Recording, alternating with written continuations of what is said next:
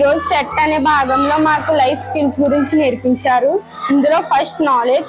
మనకు నాలెడ్జ్ అనేది అవసరం, కానీ ఎంతవరకు అవసరమో అంతవరకునే యూజ్ చేయాలి.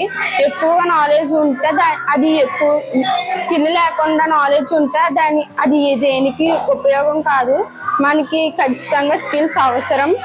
మనం నాలెడ్జ్ ఎంతలా ఉందో స్కిల్స్ కూడా అలాగే బ్యాలెన్సింగ్ గా ఉండాలి. మేము లైఫ్ స్కిల్స్ నేర్చుకున్నాం.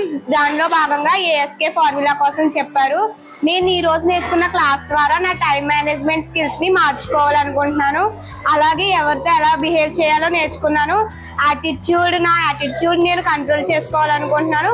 నాలో ఉన్న స్కిల్స్ ని డెవలప్ చేసుకోవాలనుకుంటున్నాను. Thanks for apps association.